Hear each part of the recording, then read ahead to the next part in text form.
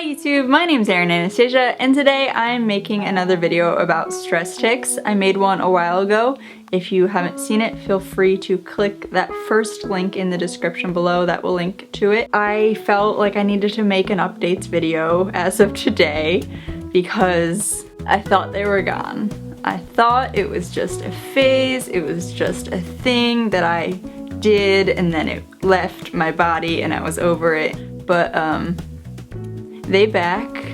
So here we are today after a long day of work and after probably my worst stress tic episode, attack, whatever you want to call it, to date occurred today, and I caught it on camera. So I guess I'll play the footage and talk about it. So here I am just stressing about getting all that work done, and as you could see, the stress tics are coming. So the main one is the neck jerk or head jerk. I crack my neck a lot, so it's not uncommon for me to like tilt my head to the side, and I think that's why it has become something that my body has clung on to as a way to release stress. Like, my neck is cracked. It's not gonna crack again for like a few hours. Like, that's how joints work. I don't have a sensation to crack my neck. My head just wants to spaz out. I'm also snapping. I'm doing faces. Faces is a new one. So, as I mentioned in my first video, I do a bark scream thing like this. Or like clench my teeth together and like go like that. It's weird, right? But because I'm at work, my mind somehow overrides that function and is like, no, you're not gonna bark at work. There's people literally 3 feet across the table from you. So luckily, I'm able to stop myself from barking, and instead, I clench my teeth or smile. So that's that. The reason why I recorded it was because it was so bad. I don't think I've ever had like an episode or an attack or whatever like that bad before, just so prolonged and constant. My point is, it's back again. Guess who's back? Guess who's back? Guess who's back? Guess who's back? It's the tics, and they're back because I have a job again. They really did go away when I was unemployed. And now I'm kind of nervous. Can I have a full-time job without being so anxious that I have stress tics? So that's updates on me. Just want to let you know where I'm at. I'm here, ticking. Also, I wanted to respond to some of the comments that people left on my first video because they were really nice or insightful or explained stuff, so let's do that. So this girl Eve said that she experiences the same thing.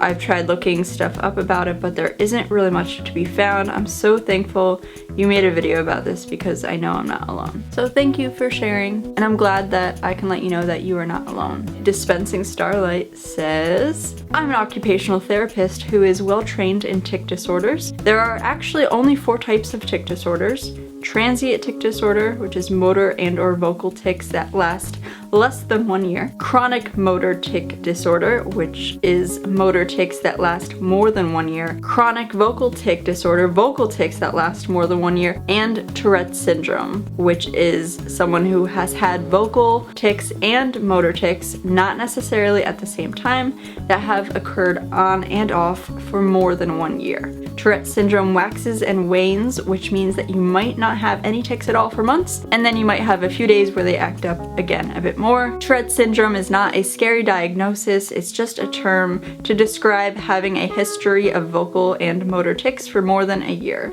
So that was really insightful, and that made sense to me. Because in my first video, and I apologize for this, in my first video, I'm like, it's not Tourette's, it's not Tourette's. And I said that only because my cousin has Tourette's, and I understood his Tourette's as being a different level of intensity than what I was experiencing, which it is. There's different groupings of this disorder, and I might be in the first grouping or I might not be grouped at all, but what I took away from her post was that diagnosing something like this isn't straightforward. It's not like I can get a blood test that could test for a certain genome, allele, genetic, DNA. Why am I deep diving into biology freshman year? What is the word? Genetic sequence.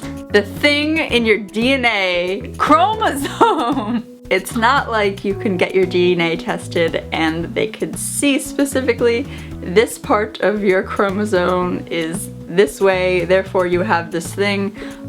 It's based on like how long have you had this for. It's determined on your level of experiencing it in like real time in real life. So that was really interesting. So thank you very much to that commenter. To end this, to close this, signing off, I'm okay with it. Like, I am, of course, a little embarrassed by it when people catch me doing it, but I think I am okay with it. Because I have to be, right? Like, I guess I could turn to anti-anxiety medication or focus on reducing my anxiety naturally through like mental habits, but if I do have this thing on and off for the rest of my life, like, it's not the worst. It's really not, and I can handle it. So I wanted to say that. Nobody's perfect. Like my hair today. It's rainy and windy, and this is the result.